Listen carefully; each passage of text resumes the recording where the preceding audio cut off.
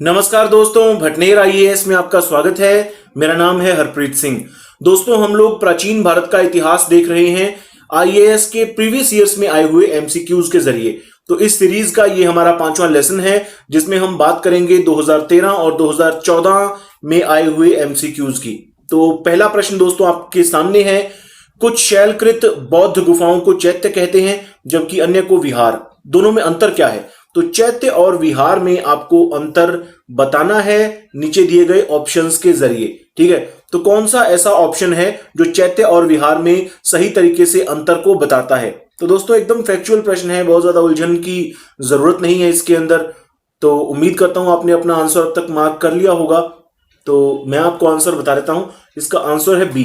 ठीक है, चैत्य पूजा स्थल होता है जबकि विहार बौद्ध भिक्षुओं का निवास स्थान है। हमेशा ध्यान रखिएगा, चैत्य जो होता है, चैत्य में पूजा होती है, ये बौद्धों का पूजा स्थल है, जबकि विहार बौद्ध भिक्षुओं का निवास स्थान है।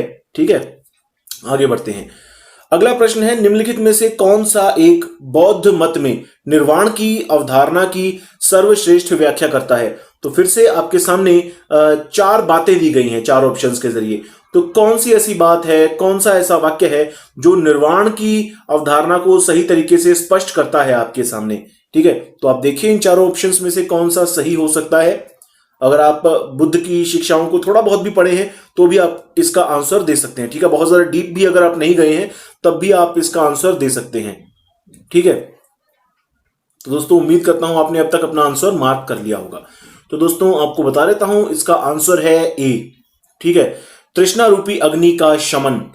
जब आप तृष्णा रूपी अग्नि का शमन कर लेंगे तो आप निश्चित तौर पर निर्वाण की प्राप्ति कर लेंगे, ये बौद्ध मत कहता है। ठीक है, तो सबसे बड़ी बात ही दोस्तों, जब हम बौद्ध मत को पढ़ते हैं, बुद्ध के बारे में पढ़ते हैं, तो बुद्ध कहते हैं संसार जो है दुखमयी है ना, और तृष्णा जो है वो दुख का कारण है। तृष्णा को सारे दुखों का कारण बताया है भगवान बुद्ध ने। और तृष्णा क्या है? तृष्णा दोस्तों ये लालच है, लोभ है। ठीक है, जो हमारे अंदर हम किसी भी चीज को हासिल करने की जो इच्छा होती है ना, वही तृष्णा है। तो बुद्ध कहते हैं कि अगर आपने तृष्णा रूपी इस अग्नि का अगर शमन कर लिया, तृष्णा रूपी इस आग को अगर आपने बुझा लिया, तो आप बिल्कुल निर्वाण की प्राप्ति कर लेंगे। निर्वाण का मतलब है बुझ जाना। ठीक है, यानी कि अगर आपके लालच बुझ गए, आपके लोभ जो हैं, आपकी इच्छाएं जो हैं वो बुझ गई, तो निश्चित तौर पर आप निर्वाण प्राप्त कर लेंगे। तो दोस्तों इसका आंसर है ए। ठीक है, आगे बढ़ते हैं। तो अब आपके सामने अगला प्रश्न है दोस्तों, जिसमें सिंधु सभ्यता की बात है। निम्नलिखित में से कौन से लक्षण या कौन सा लक्षण सिंधु सभ्यता के लोगों का सही चित्रण करता है? ठीक है, तो यहां पर आपको ऑप्शंस, यहां पर आपको कथनों के जरिए लक्षण दिए गए हैं। ठीक है, ये 3 आपको लक्षण दिए गए हैं सिंधु सभ्यता के, और कौन सा ऐसा लक्षण है जो वाकई में सिंधु सभ्यता का लगता है, सिंधु सभ्यता का चित्रण करता है। ठीक है, ऑप्शन आपको नीचे दिए गए हैं, कौन सा ऑप्शन सही है आप इनके जरिए आंसर देंगे। ठीक है, तो उम्मीद करता हूं दोस्तों आपने अब तक अपना आंसर मार्क कर लिया होगा। ठीक है, 3 कथन, ये 3 लक्षण आपने देख लिए होंगे कि उनके विशाल महल और मंदिर होते थे, देवी देवताओं या दोनों की पूजा करते थे, ये युद्ध में घोड़ों द्वारा खींचे गए रथों का प्रयोग करते थे। तो दोस्तों मैं अब आपको इसका आंसर बता देता हूं, इसका आंसर है बी। ठीक है, यानी कि केवल 2। तो केवल 2 जो है, यानी कि केवल दूसरा जो लक्षण है, यही सिंधु घाटी सभ्यता के लोगों का सही तरीके से चित्रण करता है।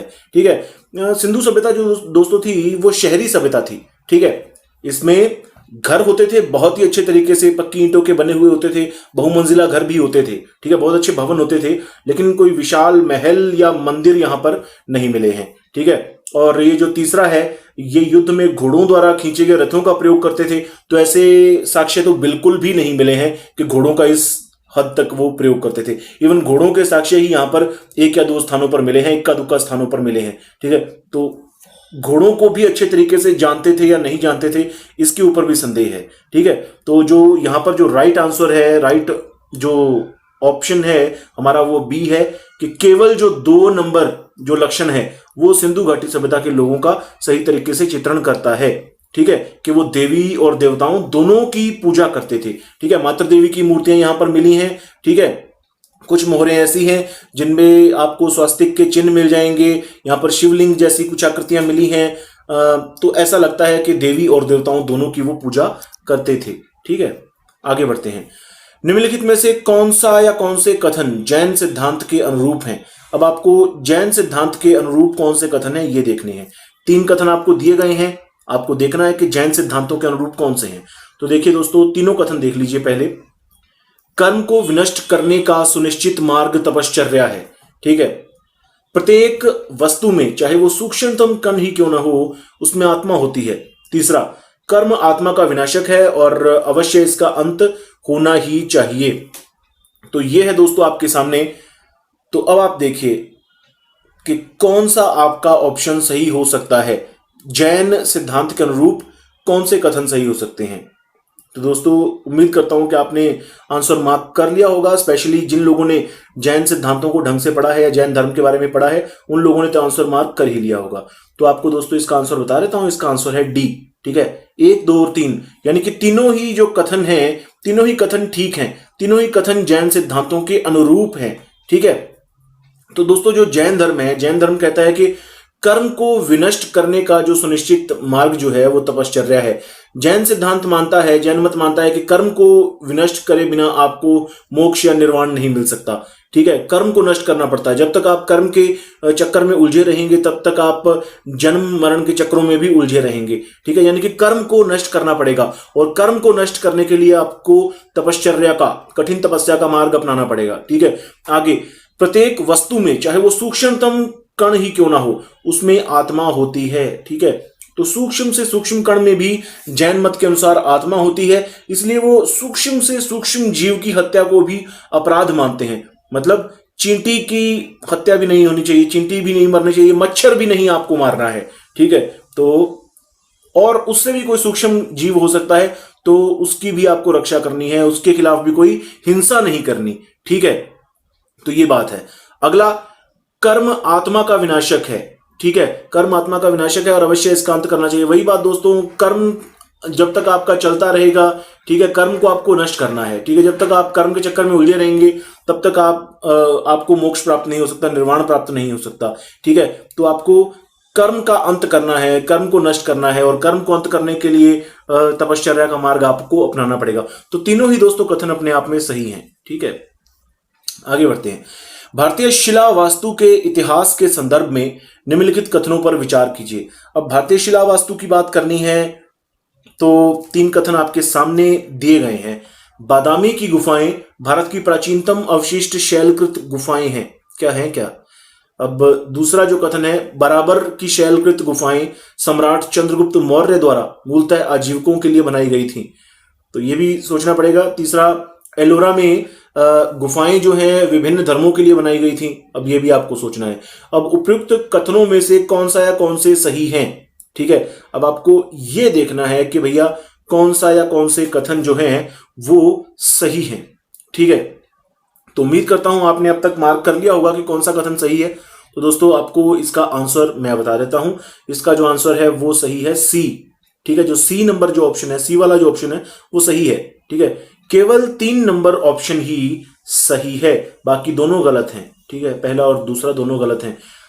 एलोरा की दोस्तों जो गुफाएं हैं, इनमें आपको बौद्ध गुफाएं भी मिल जाएंगी, हिंदू गुफाएं भी हैं और जैन गुफाएं भी हैं।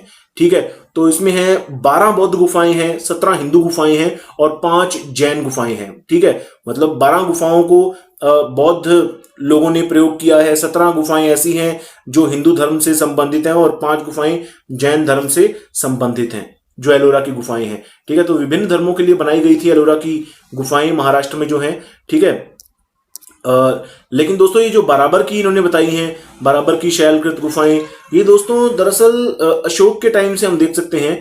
इवन अधिकतर इसका जो साम्य बराबर गुफाओं का मिलाया जाता है अशोक का जो पोता था दशरथ, अशोक के पुत्र दशरथ है उनका नाम। दशरथ ने आजीविकों के लिए बनवाई थी ज्यादातर। ठीक है, इवन कुछ अशोक ने भी बनवाई थी। ठीक है, तो चंद्रगुप्त मौर्य से इनका जुड़ाव नहीं है। ठीक है, बराबर की गुफाएं ये बिहार में है। ठीक है, भारत की शायद ये दोस्तों भारत की सबसे पुरानी रॉक कट केव्स हैं। ठीक है, जो चट्टानों को काटकर जो गुफाएं बनाई गई, ये भारत की सबसे पुरानी रॉक कट केव्स हैं। ठीक है, और ये बादामी की गुफाएं, ये लिखा है कि भारत की प्राचीनतम अवशेष शैलकृत है। तो प्राचीनतम तो ये है ही नहीं है भैया, बराबर की है, मैंने आपको अभी बताया। ठीक है, बादामी की दोस्तों, हमने बादामी की बात की थी कि यहाँ पर चालुक्य शासन होता था, है ना। खासतौर पर मैंने पुलकेशिन द्वितीय की बात की थी अपने पिछले एक लेसन में। तो बादामी में दोस्तों जो गुफाएं हैं वो 6ठी या 7वीं शताब्दी की हैं। ठीक है, तो सबसे पुरानी नहीं है। तो यानी कि ये पहले 1 और 2 दोनों गलत हैं, केवल ये 3 नंबर सही है, यानी कि जो ऑप्शन है वो हमारा सी सही है। ठीक है, आगे बढ़ते हैं। भारत की यात्रा करने वाले चीनी यात्री युआन चुआंग यानी कि ह्वेनसांग ने तत्कालीन भारत की सामान्य दशाओं और संस्कृति का वर्णन किया है। इस संदर्भ में निम्नलिखित में से कौन सा या कौन से कथन सही हैं? तो कुछ कथन दिए गए हैं, ह्वेनसांग के वर्णन के अनुसार कौन सा कथन सही है, अब आपको ये बताना है। ठीक है, अब आपके सामने दोस्तों, सड़क और नदी मार्ग लूटमार से पूरी तरह सुरक्षित थे। क्या ह्वेनसांग ने ऐसा कहा है? दूसरी बात, जहां तक अपराधों के लिए दंड का प्रश्न है, अग्नि जल विष द्वारा सत्य परीक्षा किया जाना ही किसी भी व्यक्ति की निर्दोषता अथवा दोष के निर्णय के साधन थे। तीसरी बात, व्यापारियों को नौ घाटों और नाकों पर शुल्क देना पड़ता था। तो ह्वेनसांग के अनुसार कौन सी बात सही है? तो दोस्तों ह्वेनसांग का अगर वर्णन देखेंगे तो आपको यहां पर ऑप्शन जो है, आपको बी ऑप्शन आपको सही मिलेगा, 2 और 3। ठीक है, तो ह्वेनसांग के अनुसार अपराधों के लिए जब दंड दिया जाता था तो अग्नि जल और विष द्वारा सत्य की परीक्षा की जाती थी। ठीक है, कोई व्यक्ति निर्दोष है या उसने कोई अपराध किया है तो इन तरीकों के द्वारा उसकी सत्यता जांची जाती थी। इसके बाद व्यापारियों को 9 घाटों और नाकों पर शुल्क देना पड़ता था। ठीक है, तो ये चुंगी वगैरह थी, तो ये भी सही है। लेकिन ह्वेनसांग ने ऐसा नहीं कहा था कि सड़क और नदी मार्ग लूटमार से सुरक्षित थे। इवन शायद ह्वेनसांग के साथ भी लूटमार हुई थी, तो ये कथन सही नहीं है। ठीक है, तो यहां पर दोस्तों जो ऑप्शन हमारा है बी, ये सही है कि केवल 2 और 3 ये सही है। ठीक है, अब आगे बढ़ लेते हैं, है ना। अब अगला प्रश्न दोस्तों आपके सामने है कि भारत के सांस्कृतिक इतिहास के संदर्भ में नृत्य एवं नाट्य कला की एक मुद्रा जिसे त्रिभंग कहा जाता है, अब ये त्रिभंग शब्द है, त्रिभंग कहा जाता है, प्राचीन काल से भारतीय कलाकारों की अति प्रिय रही है। ठीक है, निम्नलिखित में से कौन सा एक कथन इस मुद्रा को सर्वोत्तम रूप से वर्णित करता है? अब दोस्तों ये लंबे लंबे कथन हैं, आप इसे पॉज करके देख लीजिएगा।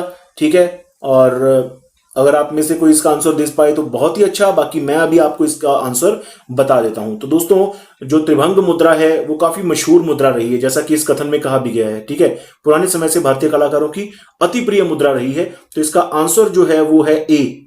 ठीक है, इसमें एक पांव मोड़ा जाता है, थोड़ी सी ऊपर की हमारी बॉडी है उसको मोड़ा जाता है। ठीक है, विपरीत दिशा में कटी यानी कमर को थोड़ा सा विपरीत दिशा में, जो ग्रीवा होती है वो वक्रीय मुद्रा, ग्रीवा यानी गर्दन। ठीक है, गर्दन को भी थोड़ा मोड़ा जाता है। ऐसा कहा जाता है भगवान कृष्ण को ये मुद्रा बहुत ज्यादा पसंद थी दोस्तों। ठीक है, जब हमने देखा होगा भगवान कृष्ण जब बांसुरी बजाते हैं तो इसी त्रिभंग मुद्रा में खड़े होते हैं। ठीक है, एक पांव को मोड़कर और थोड़ा सा कमर को ऐसे थोड़ा टेढ़ा करके, तो इस तरह से खड़े होते हैं श्री कृष्ण। तो जो श्री कृष्ण है उनको त्रिभंग मुरारी भी कहा जाता है। तो श्री कृष्ण का एक पर्यायवाची है दोस्तों त्रिभंग मुरारी। ठीक है, तो उम्मीद करता हूं आपको पता चल गया होगा। इससे आगे बढ़ते हैं। निम्नलिखित ऐतिहासिक स्थलों पर विचार कीजिए। अब ये ऐतिहासिक स्थल आपको बताए गए हैं। उपयुक्त स्थलों में से कौन सा या कौन से भित्ति चित्रकला के लिए जाने जाते हैं? ठीक है, अब दोस्तों यहां पर 3 आपको स्थल बताए, अजंता गुफाएं, लेपाक्षी मंदिर, सांची स्तूप। ठीक है, इन तीनों में से भित्ति चित्रण के लिए कौन से स्थान मशहूर हैं? तो दोस्तों अजंता की गुफाओं के बारे में तो आप लोग बहुत ज्यादा अच्छे तरीके से जानते होंगे, है ना, कि अजंता की गुफाओं में अंदर की ओर काफी चित्रकारी की गई है। ठीक है, बाकी 2 के बारे में कुछ लोग कंफ्यूज हो सकते हैं। ठीक है, तो आपको दोस्तों इसका आंसर बताना है। ठीक है, तो आप पॉज कर लीजिए या फिर नहीं तो मैं बता ही देता हूं। अब इसका आंसर है दोस्तों बी। ठीक है, 1 और 2। तो अजंता की गुफाओं में भी भित्ति चित्रकला का काफी शानदार प्रदर्शन है, और जो लेपाक्षी मंदिर है दोस्तों ये भी भित्ति चित्रण के लिहाज से काफी शानदार है। ठीक है, इसमें भी भित्ति चित्रण काफी ज्यादा अच्छे तरीके से किया गया है। जो लेपाक्षी मंदिर है ये दोस्तों जो विजयनगर राज्य था, विजयनगर राज्य के राजाओं के द्वारा यहां पर चित्र बनवाए गए थे, ठीक है। लेकिन दोस्तों जो सांची का जो स्तूप है ना, सांची के स्तूप में कोई चित्र वगैरह नहीं है, भित्ति चित्र नहीं है। यहाँ पर सुंदर काफी मूर्तियां आपको मिलेंगी, लेकिन भित्ति चित्रण वगैरह कुछ ऐसा नहीं है, ठीक है। और दोस्तों बार बार में जो कई बार मैंने अपनी स्लाइड्स में लिखा होता है कि कृपया इन वीडियो को शेयर जरूर कीजिए दोस्तों, ताकि ज्यादा से ज्यादा लोगों तक ये वीडियोस पहुंच पाए और थोड़े व्यूज बढ़ेंगे तो थोड़ा मेरा भी हौसला बढ़ेगा कि मैं लगातार ऐसे वीडियोस बनाता रहूं, ठीक है। आगे बढ़ते हैं। निम्नलिखित युग्मों में से कौन सा एक भारतीय षड दर्शन का भाग नहीं है, ठीक है। तो ये एक प्रकार से फैक्चुअल प्रश्न है। आपने षड दर्शन पढ़े हैं, जो 6 दर्शन है मशहूर षड दर्शन के नाम से, अगर आपने उनको पढ़ा है एक आध बार भी तो आप आसानी से देख लेंगे कि भैया कि कौन सी चीज इसमें से 6 दर्शनों में से नहीं है, षड दर्शनों में से नहीं है, ठीक है। तो आपको इसका आंसर बता देता हूं। इसका आंसर है दोस्तों सी, लोकायत और कापालिक। अब दोस्तों षड दर्शन में कौन कौन से आ जाते हैं ये आपके सामने है। सांख्य और योग दर्शन, सांख्य दर्शन अलग, योग दर्शन अलग। उसी तरह से न्याय दर्शन, वैशेषिक दर्शन, फिर मीमांसा और वेदांत दर्शन। ये 6 के 6 हमारे षड दर्शन हैं, ठीक है। लेकिन दोस्तों ये लोकायत और कापालिक ये भी मत थे, लेकिन दोस्तों ये शैव भक्ति से जुड़े हुए मत हैं, ठीक है।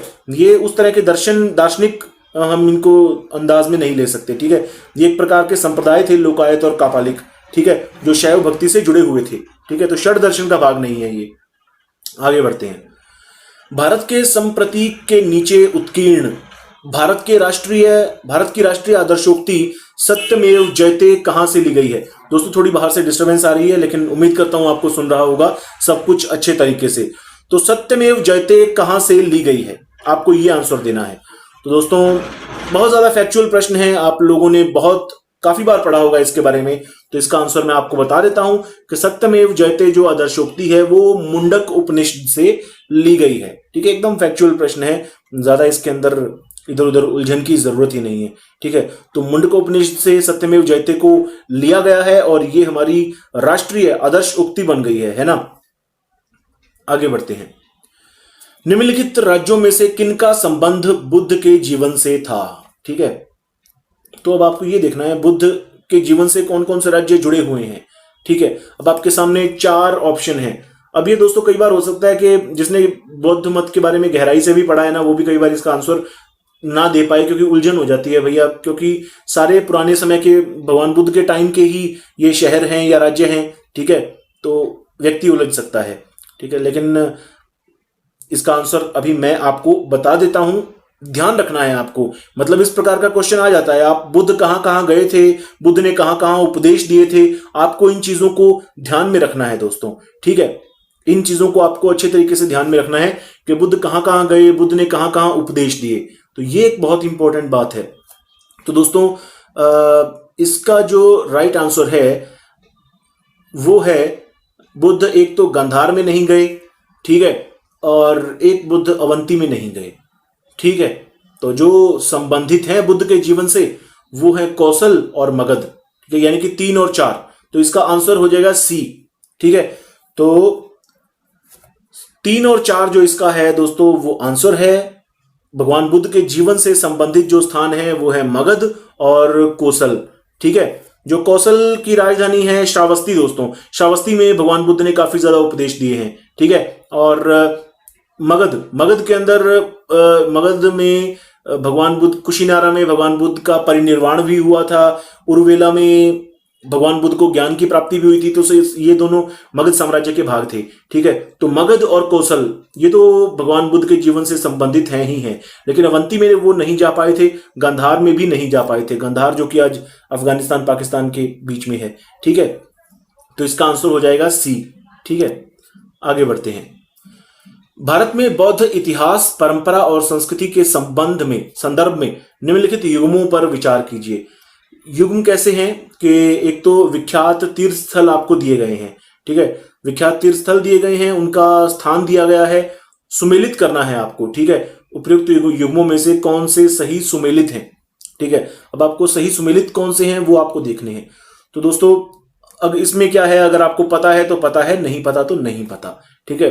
इसमें एक प्रकार से ये फैक्चुअल चीज है, ठीक है। कोई इसमें ऐसी तिकड़म नहीं लगानी है, कोई कॉन्सेप्ट नहीं लगाना है आपको, पता है तो पता है। तो दोस्तों इसका जो आंसर है वो मैं आपको बता देता हूं। इसका आंसर है दोस्तों सी, 1 और 3। ठीक है, यानी कि ये जो टाबो मठ मंदिर संकुल है ये स्पीति में है। ठीक है, स्पीति घाटी जो हिमाचल प्रदेश में है, और ये अलची मंदिर संकुल ये लद्दाख में है। ठीक है, तो ये दोनों तो सही हैं। ठीक है, ये दोनों तो सही तरीके से सुमेलित हैं। ठीक है, लेकिन ये जो लहोत्सव लखांग मंदिर है ये दोस्तों ये गलत तरीके से यहां पर दिया गया है, ये सुमेलित नहीं है। ठीक है, तो ये सुमेलित नहीं है। ये लहोत्सव लखांग मंदिर नको ये हिमाचल में है दोस्तों। ठीक है, हिमाचल प्रदेश में है, लेकिन ये जो जास्कर घाटी दी गई है ये जास्कर घाटी जम्मू कश्मीर का हिस्सा है। ठीक है, तो ये सही नहीं है, यानी कि हमारा जो ऑप्शन यहां पर सही है वो है सी, 1 और 3। ठीक है दोस्तों, तो दोस्तों ये था हमारा आज का लेसन, और उम्मीद करता हूं कि आपको अच्छा लगा होगा।